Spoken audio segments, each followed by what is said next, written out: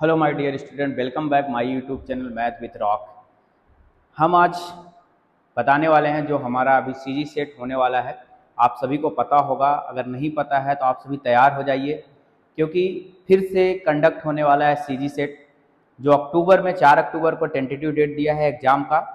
क्या एग्ज़ाम का पैटर्न होगा, क्या सिलेबस होगा और आपको कैसे तैयारी करना है, इस वीडियो को पूरा देखें। आपको आपका एग्ज़ाम बहुत इजीली क्वालिफाई हो जाएगा अगर आप कुछ प्लानिंग, कुछ स्ट्रेटेजी बनाते हो।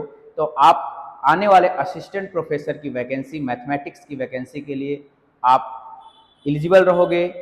हो सकता है आने वाले टाइम में आप असिस्टेंट प्रोफेसर भी बन जाओ। तो इसीलिए हम आज डिस्कस करने वाले हैं कि सीजी सेट क्या होता है, इसका एग्ज़ाम पैटर्न क्या होता है, इसका सिलेबस क्या है, आपको कैसे तैयारी करनी है और क्या प्लानिंग होना चाहिए कि आपका एग्ज़ाम क्वालिफाई हो जाए। तो सबसे पहले आप एक सीजी सेट का जो सिलेबस होता है उसको आप प्रिंट आउट कर लो। हार्ड कॉपी, मोबाइल फ़ोन वगैरह का यूज नहीं करना है।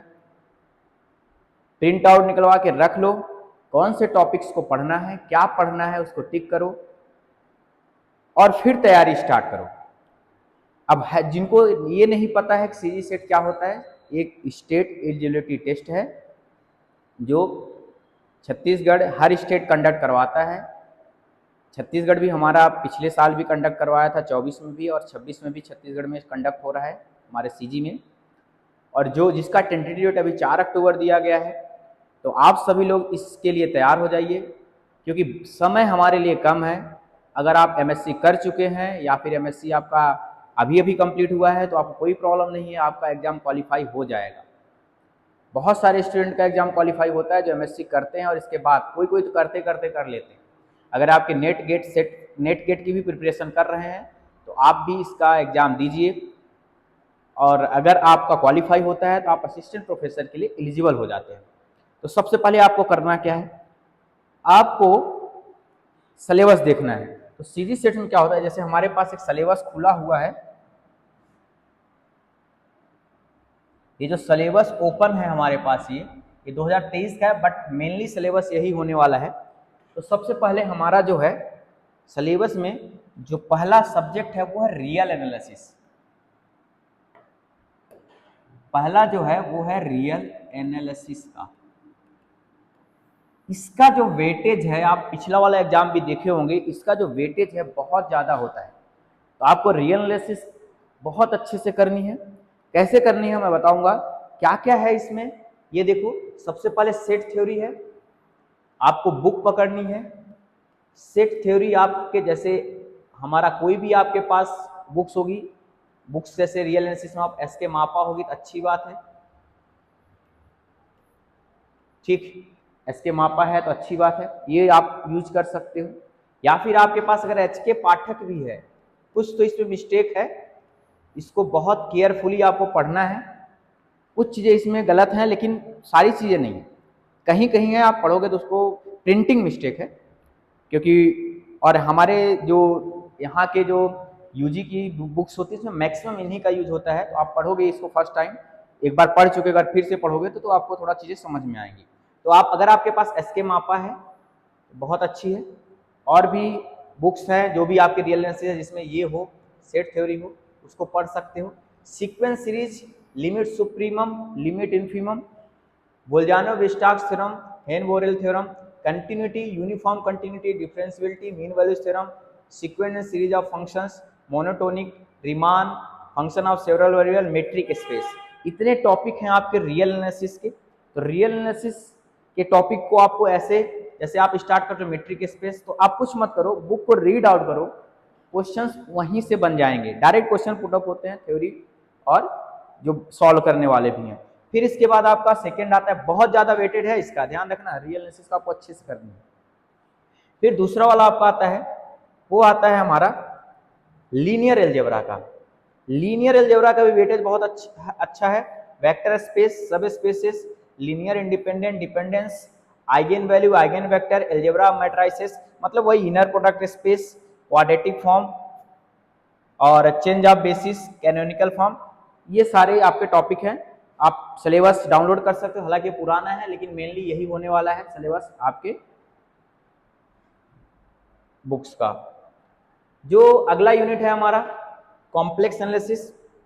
कॉम्प्लेक्स एनालिसिस में algebra complex, complex variable, power series, contour integral, Cauchy integral formula, है ना, और फिर maximum minimum modulus principle, Schwarz lemma, ये सब हमारा कॉम्प्लेक्स एनालिसिस में है।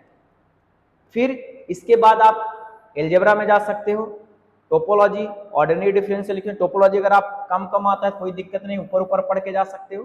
तो आपको मेनली क्या क्या चीजें पढ़नी है मैं यहाँ बता देता हूँ।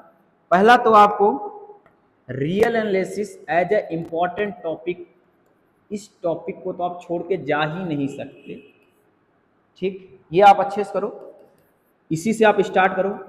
कॉम्प्लेक्स एनालिसिस, इसको आप अच्छे से करो। लीनियर अलजेब्रा, इसको आप अच्छे से कर सकते हो। Modern algebra, group theory, ring theory, इसमें आप क्या क्या कर सकते हो, ग्रुप प्लस रिंग कर सकते हो, फील्ड नहीं भी करोगे चलेगा अभी क्योंकि समय कम है, ठीक। फिर इसके बाद आप OD plus PD, ordinary differential equation, partial differential equation, इसको कवर कर सकते हो, अप्लाइड में आती है। फिर सीओबी प्लस इंटीग्रल इक्वेशंस। अगर आप इतने टॉपिक को कवर करके जाते हो अच्छे से तो आप समझ जाओ कि आपका सिलेक्शन हो गया है। अब इनको करना कैसे है, कैसे आप रियल एनालिसिस पढ़ोगे, कैसे आप कॉम्प्लेक्स एनालिसिस पढ़ोगे, कैसे आप लीनियर अलजेब्रा पढ़ोगे। देखिए सबसे पहले तो आपको है क्या, मतलब होगा क्या, कितने क्वेश्चंस आते हैं, 2 पेपर होंगे, paper first, paper second. Paper first हमारा 50 क्वेश्चन रहता है और पेपर सेकेंड हमारा सब्जेक्ट का 100 क्वेश्चन रहते हैं। सबसे इंपॉर्टेंट बात यह है ना कि इसमें नेगेटिव मार्किंग नहीं होती, सबसे है इंपॉर्टेंट है। आपको अगर 50-50 अगर आप हो किसी क्वेश्चन में तो आप तुक्का लगा सकते हो, कोई नेगेटिव मार्किंग इसमें नहीं है। सबसे इंपॉर्टेंट बात तो ये है, नो नेगेटिव मार्किंग। 100 क्वेश्चन आपके सब्जेक्ट के हैं, मतलब 100 क्वेश्चन ही सबको मिला के होने वाले हैं। 50 क्वेश्चन आपका पेपर फर्स्ट है, बीच बीच में थोड़ा थोड़ा आप पेपर फर्स्ट को दे सकते हो, बाकी टाइम आप अपने सब्जेक्ट को दो, इजिली आपको क्वालिफाई हो जाएगा। अब इसको कैसे पढ़ना है, तो सबसे पहले तो आप थ्योरी पढ़ो। सबसे पहले आपको क्या करना है, पहली इंपॉर्टेंट बात, आपको थ्योरी पढ़नी है, यानी बुक्स रीड करनी है, बेसिक स्ट्रॉन्ग करना है आपको, ठीक। कुछ लोगों का होगा, कुछ लोगों का होगा कि पहले से तैयारी वगैरह कर रहे होंगे, उनके लिए बेहतर है। आप अगर फर्स्ट टाइम स्टार्ट कर रहे हो तो आपके लिए प्रॉब्लम है, लेकिन उतना भी नहीं है जितना आप सोच रहे हो।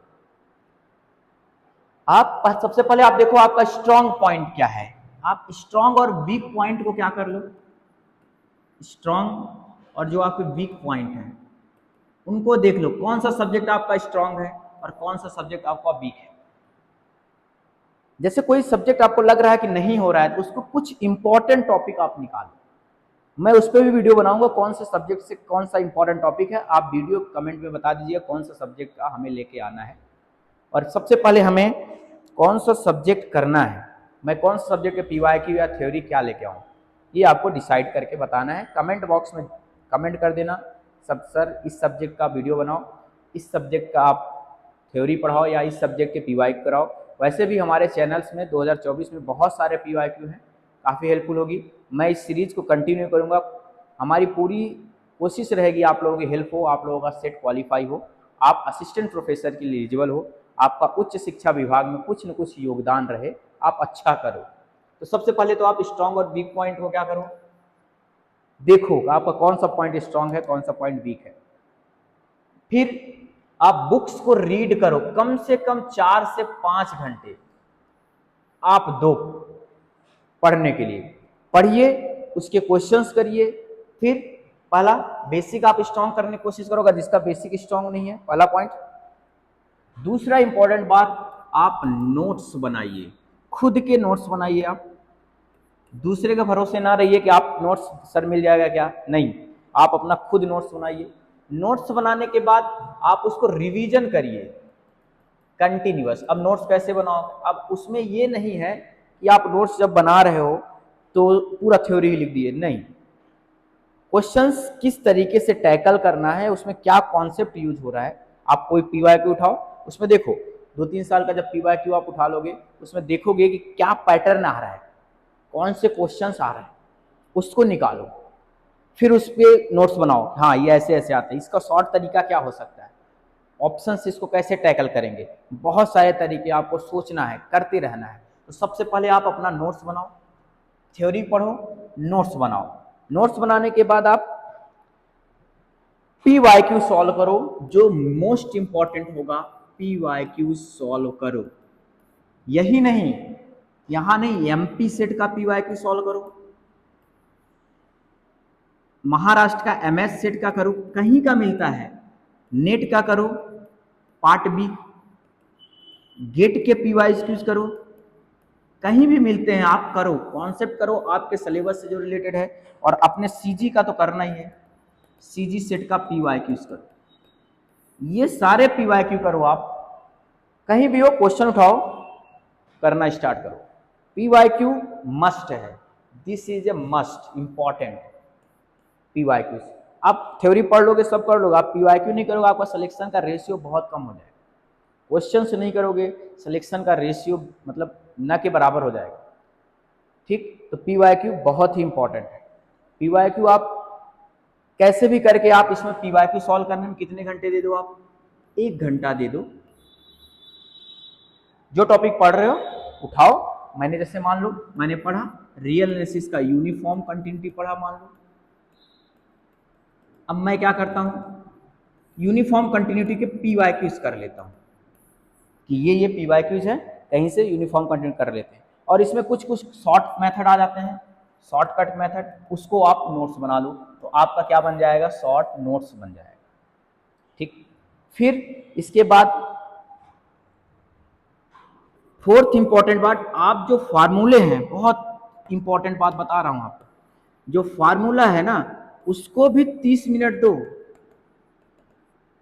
रिवीजन के लिए, लिखो और रिवाइज करो।